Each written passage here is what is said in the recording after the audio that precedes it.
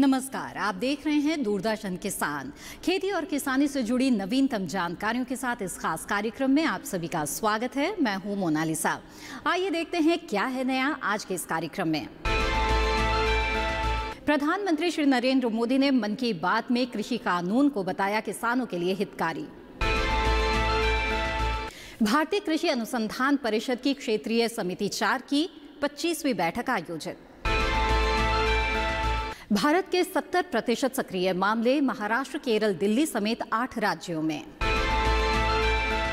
देश में कृषि सुधार और समग्र विकास का आधार बनेंगे 3 नए कृषि कानून। आइए अब देखते हैं समाचार विस्तार से। प्रधानमंत्री श्री नरेंद्र मोदी ने मन की बात में नए बनाए गए कृषि कानून को किसानों के लिए लाभकारी बताया। आइए विस्तार से जानते हैं मन की बात में प्रधानमंत्री ने क्या कुछ कहा। मेरे प्यारे देशवासियों, भारत में खेती और उससे जुड़ी चीजों के साथ नए आयाम जुड़ रहे हैं। बीते दिनों हुए कृषि सुधारों ने किसानों के लिए नई संभावनाओं के द्वार भी खोले हैं। बरसों से किसानों की जो मांग थी, जिन मांगों को पूरा करने के लिए किसी न किसी समय में हर राजनीतिक दल ने उनसे वायदा किया था, वो मांगे पूरी हुई है। काफी विचार विमर्श के बाद भारत की संसद ने कृषि सुधारों को कानूनी स्वरूप दिया। इन सुधारों से न सिर्फ किसानों के अनेक बंधन समाप्त हुए हैं, बल्कि उन्हें नए अधिकार भी मिले हैं, नए अवसर भी मिले हैं। इन अधिकारों ने बहुत ही कम समय में किसानों की परेशानियों को कम करना शुरू कर दिया है। महाराष्ट्र के धुले जिले के किसान जितेंद्र भोई ने नए कृषि कानूनों का इस्तेमाल कैसे किया, ये आपको भी जानना चाहिए। जितेंद्र भोई ने मक्के की खेती की थी और सही दामों के लिए उसे व्यापारियों को बेचना तय किया। फसल की कुल कीमत तय हुई करीब 3,32,000 रुपये। जितेंद्र भोई को 25,000 रुपये एडवांस भी मिल गए थे। तय ये हुआ था कि बाकी का पैसा उन्हें 15 दिन में चुका दिया जाएगा, लेकिन बाद में परिस्थितियां ऐसी बनी कि उन्हें बाकी का पेमेंट नहीं मिला। किसान से फसल खरीद लो, महीनों महीनों पेमेंट न करो। संभवतः मक्का खरीदने वाले बरसों से चली आ रही उसी परंपरा को निभा रहे थे। इसी तरह 4 महीने तक जितेंद्र जी का पेमेंट नहीं हुआ। इस स्थिति में उनकी मदद की सितंबर में जो पास हुए हैं, जो नए कृषि कानून बने हैं, वो उनके काम आए। इस कानून में ये तय किया गया है कि फसल खरीदने के 3 दिन में ही किसान को पूरा पेमेंट करना पड़ता है, और अगर पेमेंट नहीं होता है तो किसान शिकायत दर्ज कर सकता है। कानून में एक और बहुत बड़ी बात है। इस कानून में ये प्रावधान किया गया है कि क्षेत्र के एसडीएम को 1 महीने के भीतर ही किसान की शिकायत का निपटारा करना होगा। अब जब ऐसे कानून की ताकत हमारे किसान भाई के पास थी, तो उनकी समस्या का समाधान तो होना ही था। उन्होंने शिकायत की और चंद ही दिन में उनका बकाया चुका दिया गया। यानी कि कानून की सही और पूरी जानकारी ही जितेंद्र जी की ताकत बनी। क्षेत्र कोई भी हो, हर तरह के भ्रम और अफवाहों से दूर सही जानकारी हर व्यक्ति के लिए बहुत बड़ा संबल होती है। किसानों में जागरूकता बढ़ाने का ऐसा ही एक काम कर रहे हैं राजस्थान के 12 जिले में रहने वाले मोहम्मद असलम जी। ये किसान उत्पादक संघ के सीईओ भी हैं। जी हाँ, आपने सही सुना, किसान उत्पादक संघ के सीईओ। उम्मीद है बड़ी बड़ी कंपनियों के सीईओज को ये सुनकर अच्छा लगेगा कि अब देश के दूर दराज वाले इलाकों में काम कर रहे किसान संगठनों में भी सीईओज होने लगे हैं। तो साथियों, मोहम्मद असलम जी ने अपने क्षेत्र के अनेकों किसानों को मिलाकर एक व्हाट्सएप ग्रुप बना लिया है। इस ग्रुप पर वो हर रोज आसपास की मंडियों में क्या भाव चल रहा है, इसकी जानकारी किसानों को देते हैं। खुद उनका एफपीओ भी किसानों से फसल खरीदता है, इसलिए उनके इस प्रयास से किसानों को निर्णय लेने में मदद मिलती है। साथियों, जागरूकता है तो जीवंतता है। अपनी जागरूकता से हजारों लोगों का जीवन प्रभावित करने वाले एक कृषि उद्यमी श्री वीरेंद्र यादव जी हैं। वीरेंद्र यादव जी कभी ऑस्ट्रेलिया में रहा करते थे। 2 साल पहले ही वो भारत आए और अब हरियाणा के कैथल में रहते हैं। दूसरे लोगों की तरह ही खेती में पराली उनके सामने भी एक बड़ी समस्या थी। इसके सॉल्यूशन के लिए बहुत व्यापक स्तर पर काम हो रहा है। लेकिन आज मन की बात में मैं वीरेंद्र जी को विशेष तौर पर जिक्र इसलिए कर रहा हूं क्योंकि उनके प्रयास अलग है, एक नई दिशा दिखाते हैं। पराली का समाधान करने के लिए वीरेंद्र जी ने पुआल की गांठ बनाने वाली स्ट्रॉ बेलर मशीन खरीदी। इसके लिए उन्हें कृषि विभाग से आर्थिक मदद भी मिली। इस मशीन से उन्होंने पराली के गट्ठे बनाना शुरू कर दिया। गट्ठे बनाने के बाद उन्होंने पराली को एग्रो एनर्जी प्लांट और पेपर मिल को बेच दिया। आप जानकर हैरान रह जाएंगे कि वीरेंद्र जी ने पराली से सिर्फ 2 साल में 1.5 करोड़ रुपए से ज्यादा का व्यापार किया है और उसमें भी लगभग 50 लाख रुपए मुनाफा कमाया है। इसका फायदा उन किसानों को भी हो रहा है जिनके खेतों से वीरेंद्र जी पराली उठाते हैं। हमने कचरे से कंचन की बात तो बहुत सुनी है, लेकिन पराली का निपटारा करके पैसा और पुण्य कमाने का यह अनोखा उदाहरण है। मेरा नौजवानों, विशेषकर कृषि की पढ़ाई कर रहे लाखों विद्यार्थियों से आग्रह है कि वो अपने आसपास के गांवों में जाकर किसानों को आधुनिक कृषि के बारे में, हाल में हुए कृषि सुधारों के बारे में जागरूक करें। ऐसा करके आप देश में हो रहे बड़े बदलाव के सहभागी बनेंगे। हाल ही में कृषि भवन में भारतीय कृषि अनुसंधान परिषद की क्षेत्रीय समिति 4 की 25वीं बैठक आयोजित की गई, जिसमें इस बात पर चर्चा की गई कि कृषि विज्ञान केंद्रों के ज्ञान और राज्यों के संसाधनों का लाभ छोटे किसानों तक कैसे पहुंचाया जाए। आइए देखते हैं इसी पर आधारित एक खास रिपोर्ट। क्षेत्रीय जलवायु समिति 4 की बैठक में केंद्रीय कृषि एवं किसान कल्याण मंत्री नरेंद्र सिंह तोमर ने कहा है कि देश भर में कृषि विज्ञान केंद्रों का ज्ञान और राज्यों के संस्थानों का लाभ छोटे किसानों तक पहुंचाया जाए। साथ ही उन्होंने गांव-गांव फूड प्रोसेसिंग यूनिट लगाने पर भी जोर दिया है ताकि इसका लाभ सीधे किसानों को मिल सके और उनकी आय में इजाफा होने के साथ साथ भारत से कृषि निर्यात को भी बढ़ाया जा सके। केंद्रीय मंत्री नरेंद्र सिंह तोमर ने राज्यों एवं केंद्र शासित प्रदेशों को शामिल करते हुए जलवायु के हिसाब से अलग अलग जोन बनाकर 8 समितियां गठित की हैं ताकि क्षेत्र विशेषज्ञ की समस्याएं मालूम कर उन पर चर्चा करते हुए किसानों और कृषि क्षेत्र के हित में प्लानिंग कर समाधान के प्रयास किए जा सकें कि हमारे देश की कृषि उन्नत कृषि के रूप में आगे बढ़े, जीडीपी में कृषि क्षेत्र का योगदान बढ़े, वर्ष 2022 तक किसानों की आय दुगनी हो, कृषि का क्षेत्र भी लाभप्रद हो और इस क्षेत्र में बड़ी संख्या में रोजगार के अवसर सृजित हों। इस दिशा में केंद्र व राज्य सरकारों से लगातार काम हो रहा है। तरक्की के लिए शिक्षा जरूरी है और संतोष की बात ये है कि ICAR के जरिए कृषि शिक्षा को सतत बढ़ावा दिया जा रहा है। वैज्ञानिक नित नए अनुसंधान कर रहे हैं। नई शिक्षा नीति में कृषि के बिंदुओं को लेकर ICAR गंभीरता से काम कर रहा है।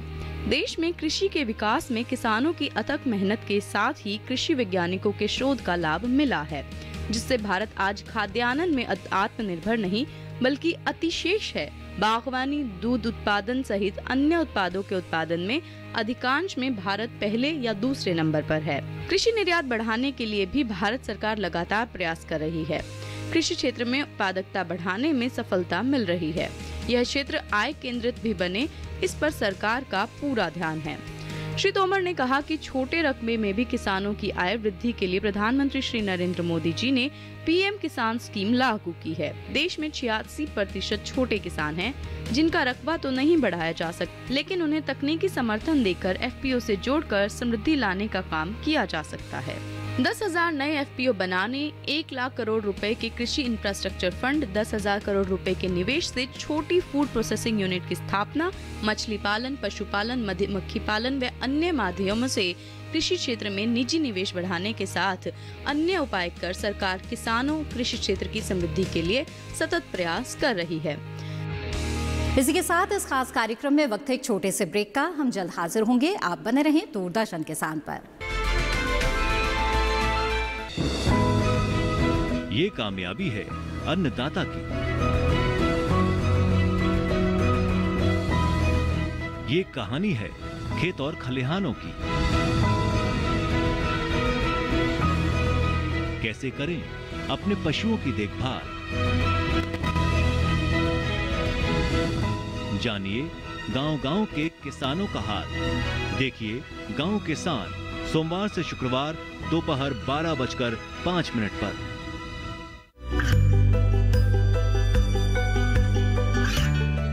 गांवों और पिछड़े क्षेत्रों में सरकारी योजनाओं की जानकारी पहुंचा। देश में कौशल और क्षमता विकास कर ग्रामीणों को सामाजिक बदलाव और विकास से जोड़ने की दूरदर्शन किसान की पहल चौपाल चर्चा देखें सोमवार से शुक्रवार सुबह 9 बजे। ब्रेक के बाद आप सभी का फिर से स्वागत है। भारत में सक्रिय मामलों की संख्या आज 4.5 लाख के करीब रही। भारत में अब तक सामने आ चुके कुल मामलों में से वर्तमान सक्रिय मामलों का जो योगदान है वो 4.87% है। आइए देखते हैं खास रिपोर्ट। भारत में सक्रिय मामलों की संख्या आज 4,54,940 रही है। भारत के कुल पुष्टि वाले मामलों में सक्रिय मामलों का वर्तमान योगदान 4.87% रहा। देश में पिछले 24 घंटों में कोविड के 41,322 नए मामलों की पुष्टि की गई है। दैनिक नए मामलों में 69.04 का योगदान 8 राज्यों और केंद्र शासित प्रदेशों अर्थात महाराष्ट्र, दिल्ली, केरल, पश्चिम बंगाल, राजस्थान, उत्तर प्रदेश, हरियाणा और छत्तीसगढ़ द्वारा किया गया है। महाराष्ट्र 6,185 नए कोविड मामलों के साथ शीर्ष पर है। दिल्ली में 5,482 मामले दर्ज किए गए हैं, जबकि इसके बाद केरल में 3,966 नए मामले दर्ज किए गए हैं। प्रति 10 लाख आबादी पर जांच ने आज 1 लाख का आंकड़ा पार कर लिया है। भारत में प्रति 10 लाख जनसंख्या पर जांच की स्थिति 1,160 है।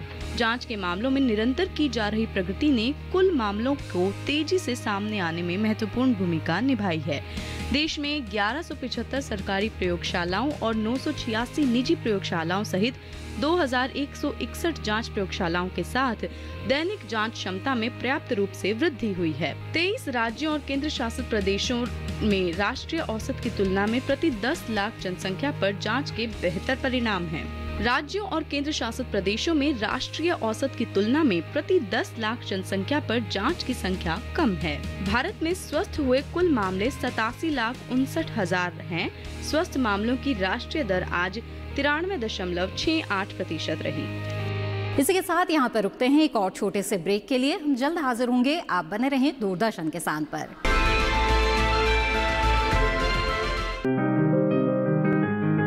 बीमारियों से कैसे बचेगी फसल? मवेशियों की मुश्किलों का क्या है हल? कहां से लाएं बीज? कितनी लगेगी खाद? किसानों के हर फोन का विशेषज्ञ देंगे जवाब। देखिए हेलो किसान लाइव सोमवार से शुक्रवार शाम 6 बजे।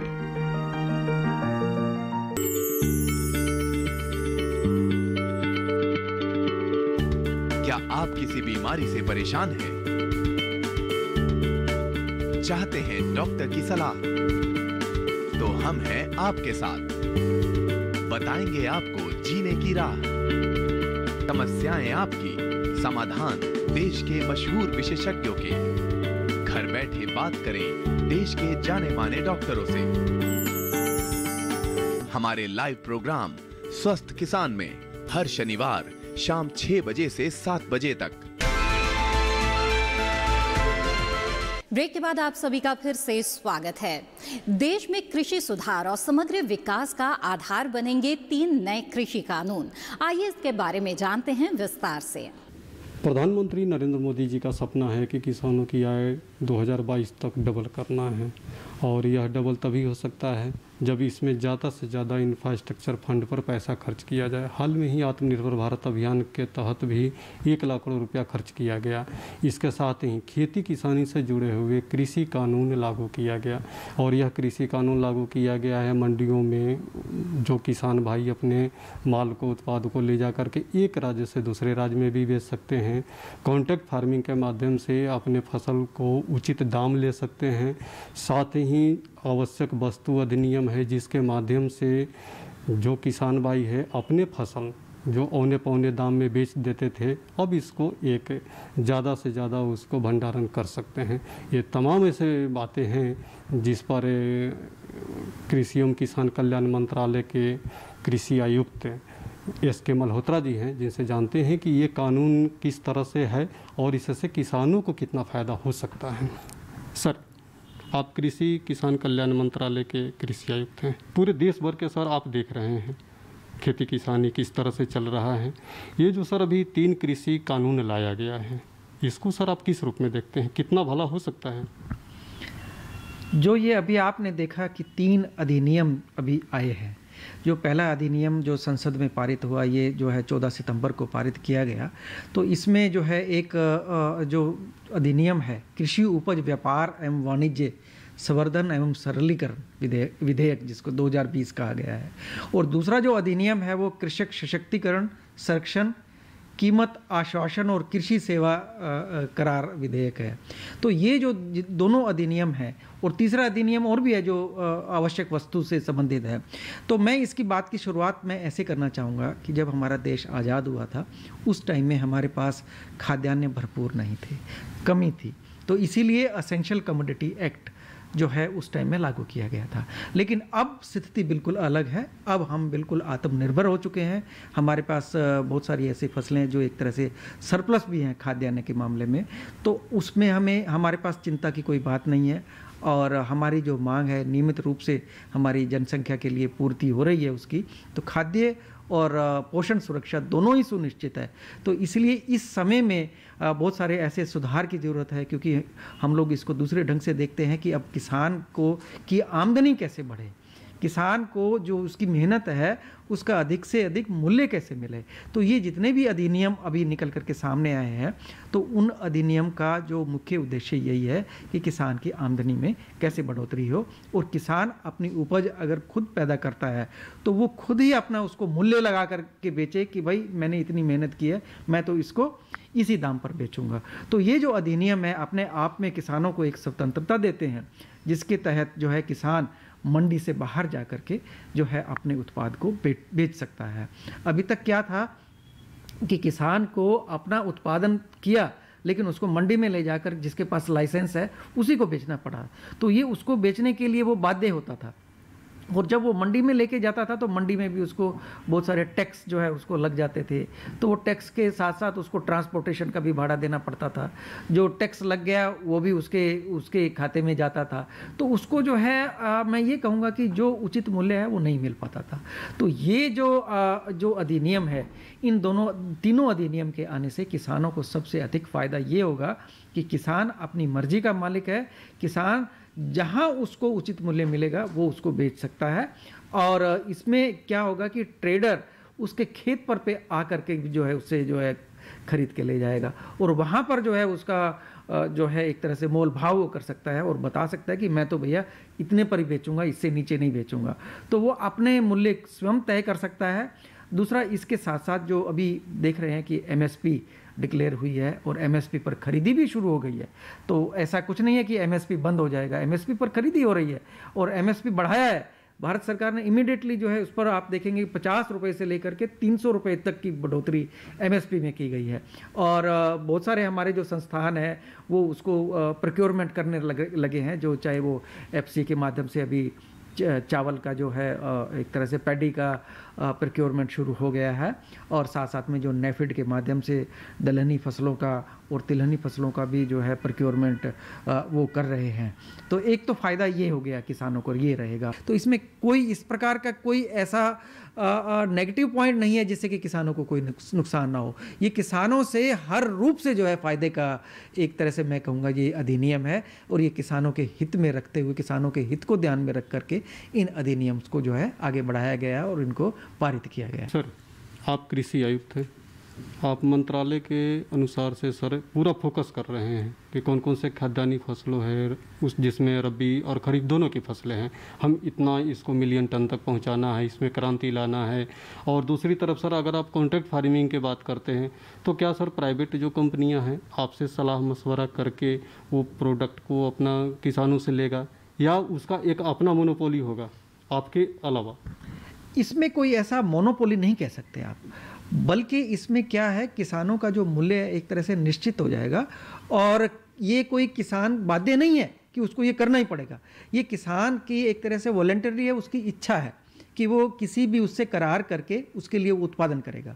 जब वो उत्पादन करेगा, एक सुनिश्चित मूल्य पर उत्पादन करेगा, तो उसका जो प्रोक्योरमेंट है, अभी देखेंगे कि क्या कि अगर वो मंडी में अधिक उत्पादन हो जाता है, मंडी में लेके जाएगा, गलत है तो उसको रेट अच्छे नहीं मिलेंगे। लेकिन उसने किसी करार के हिसाब से किया है तो वो एक निश्चित किस्म की बात करेंगे कि भाई उस किस्म को उत्पादन करना पड़ेगा, उसकी गुणवत्ता की बात करनी पड़ेगी। तो वो सब चीज़ों को मापदंड वो बताएगा, और उसके जितने भी पैरामीटर्स हैं, स्पेसिफिकेशंस हैं, उस स्पेसिफिकेशंस को करार में रखा जाएगा। क्या मूल्य रहेगा उसका भी करार में रहेगा। तो वो सब चीज़ें पहले से ही सुनिश्चित हो जाएंगी, और किसान जो है उसको अच्छे तरीके से अपने ढंग से, अगर उसको अच्छा लगेगा तो वो उसमें करार करेगा, उसको नहीं है तो वो मना भी कर सकता है। तो उसमें किसी भी तरीके से बाध्य वाली बात नहीं है, ये किसान की अपनी इच्छा के ऊपर निर्भर करेगा। और इससे ये होगा कि उसके लिए एक नए उत्पादन के द्वार खुलेंगे, और आगे जो प्रोडक्शन है उसका रेट अच्छा मिलेगा। वो सुनिश्चित हो जाएगा कि ये उसको जो जो जो मेहनत वो करने वाला है उसका जो मूल्य है वो निश्चित रूप से उसको मिलेगा, चाहे बाजार में बाहर का जो रिस्क है उसका वो अपने आप से कवर हो जाता है। तो इसको हम लोग जो है एक तरह से पॉजिटिव रूप में लेकर के चलें। इसमें कोई ऐसी ऋणात्मकता वाली कोई बात नहीं है। इसमें जितनी भी बात आ रही है वो पॉजिटिव की बात आ रही है, नेगेटिव की बात इसमें कहीं भी नहीं है, नहीं, किसी भी तरीके से नहीं। लेकिन सर आपका जो मंत्रालय उसके लिए तो चैलेंज खड़ा कर सकता है ना, क्योंकि आप जैसे अगर बोलेंगे कि हम तिलहन में फसल बढ़ाना चाहते हैं, प्याज में बढ़ाना चाहते हैं, लेकिन वहीं पर जो प्राइवेट कंपनी है उसको अगर लगेगा कि नहीं हमें आलू को उत्पादन करना है, हमें चिप्स बनाना है, या कोई और लहसुन का हमें करना है, तो आपके लिए तो चैलेंज हो सकता है ना सर? वो हमारे लिए चैलेंज बिल्कुल नहीं होगा। चैलेंज इसलिए नहीं होगा कि जो भारत सरकार अपना जो एक्शन प्लान बनाती है उस एक्शन प्लान में 2-3 बातों का ध्यान रखा जाता है। पहला कि हम अपनी जो हमारे मैं ये कहूँगा कि सिटीजन्स हैं, जो हमारी जनसंख्या है देश की, उसकी जो खाद्य और पोषण सुरक्षा है वो पहले सुनिश्चित हो। खाद्य पोषण सुरक्षा को सुनिश्चित करना ये भारत सरकार का अपना एक प्रतिबद्धता है। तो उसी को मद्देनज़र रखते हुए हम अपने टारगेट्स डिसाइड करते हैं, प्लान बनाते हैं कि हमें इतने खाद्यान्न की ज़रूरत पड़ेगी, उतना ही खाद्यान्न का उत्पादन होता है, चाहे वो गेहूँ है, चावल है, दलहनी है, फसलें हैं, चाहे हमारा मोटे अनाज है, तो इन सब चीज़ों का उत्पादन एक तरफ हो गया। दूसरा ये हो गया कि बहुत सारे ऐसे अग्रणी किसान हैं जिनको लगता है कि बाकी ये चीज़ें जो कन्वेंशनल खेती है ये तो हो रही है, लेकिन बहुत सारे ऐसे किसान हैं जो ये सोचते हैं कि हम लोग अनुबंध के तहत करना चाहें तो वो बहुत ही लिमिटेड एरिया है, इसके लिए बहुत ही सीमित किसान हैं जो आगे आते हैं। तो वो सीमित किसान आगे आएंगे तो आगे इस तरह की अगर स्वतंत्रता मिलेगी तो और भी किसान आगे आएंगे। लेकिन खाद्य सुरक्षा और पोषण सुरक्षा जो है वो बिल्कुल ही खतरे में नहीं होगी, इसको सुनिश्चित किया जाता है। पर हमारा उद्देश्य ये भी है कि हम जो है एक तरह से इनकम सिक्योरिटी, जो आय सुरक्षा है, खाद्य सुरक्षा, पोषण सुरक्षा और आय सुरक्षा, तीनों को ध्यान में रखना है। तो अगर एक किसान गेहूं भी लगा रहा है रबी के मौसम में, चावल की खेती भी करता है खरीफ के मौसम में, लेकिन कुछ क्षेत्र अनुबंध के तहत भी करता है, तो एक तरह से उसका रिस्क कवर हो गया ना हर तरीके से। खाद्य सुरक्षा भी हो गई, पोषण सुरक्षा भी हो गई, दूसरा आय सुरक्षा भी हो गई। तो वो अपनी प्लानिंग उस तरीके से कर सकता है क्योंकि बहुत सारे ऑप्शन उसके पास खुले, विकल्प जो है बहुत सारे खुले हैं उसके पास, वो उन विकल्पों को अपना करके अपना आमदनी में जो है इजाफा कर सकता है। सर आप डिस्ट्रिक्ट वाइज, विलेज वाइज या ब्लॉक वाइज पूरे आप सर समीक्षा करते हैं, इसमें से छोटे किसान से बड़े किसान तक है। खासतौर से हमारे देश में सर जो छोटे किसान हैं 2 हेक्टेयर से कम ज़मीन वाले, जोत वाले, उनकी संख्या सर 86% है। सर उसको कॉन्ट्रैक्ट फार्मिंग से कितना फ़ायदा हो सकता है? देखिए, जो छोटे किसान हैं उनके पास विकल्प उसी तरह से निकल के सामने आएंगे जैसे मैं बताता हूँ। प्रोटेक्टेड कल्टीवेशन, अगर एक 2 हेक्टेयर का किसान है, 2 हेक्टेयर से कम का है, तो अगर वो अपने 1 हेक्टेयर, आधे हेक्टेयर क्षेत्र में अगर एक पॉली हाउस लगाता है, पॉली हाउस लगा करके जो मूल्यवान फसलें हैं उनका पैदा किया जा सकता है। चाहे वो उसमें फूलों की खेती है, चाहे उसमें बेमौसमी सब्जियों का उत्पादन है, चाहे उसमें जो जितनी हाई वैल्यू क्रॉप्स है, चाहे मसाले हैं, तो उन फसलों का उत्पादन किया जा सकता है जिससे कि उसको उसी क्षेत्र से उत्पादन अधिक मिल सके। तो एक तो ये बात हो गई। दूसरा ये हो सकता है कि उसमें जो जितने भी कृषि से संबंधित जो अन्य व्यवसाय भी हैं और साथ में जो खेती है उनको भी कर सकते, जैसे मशरूम कल्टीवेशन है, मशरूम की खेती भी की जा सकती है, साथ साथ जो है मधुमक्खी पालन भी किया जा सकता है। तो ये बहुत सारे ऐसे विकल्प हैं, किसान अपनी संसाधनों को ध्यान में रखते हुए उनको अपना सकता है। उनको अपना करके उसी तरीके से जो है वो अपनी प्लान, एक योजना जो है बना सकता है। दूसरी बात क्या आती है कि अगर किसान अपनी परंपरागत ढंग से उन्हीं फसलों का चुनाव कर रहा है और उन्हीं का उत्पादन कर रहा है और उसका जो वॉल्यूम है निकल करके कम आ रहा है, तो वो एफपीओ के माध्यम से जो विकल्प रखा गया है वहाँ पर वो अपने आप में एक एग्रीगेशन का पॉइंट होगा। किसान किसी न किसी रूप में, अभी मैं देख रहा हूँ कि अभी ऐसे बहुत सारे किसान निकल के आ रहे हैं जो एफपीओ का किसी न किसी रूप में मेंबर है, तो वो जो एफपीओ है उसको एक तरह का वहाँ लाभ मिलेगा। वहाँ अपना कम वॉल्यूम ले जा करके जहाँ और भी किसान आएंगे तो वो किसान के लिए एक तरह का सशक्तिकरण है और किसान का अपना एक एम्पावरमेंट है जिससे कि वो किसान अपनी चीज़ का स्वयं मालिक होगा। इसी के साथ आज के इस खास कार्यक्रम में बस इतना ही। मुझे दीजिए इजाजत। आप बने रहें दूरदर्शन किसान पर। नमस्कार।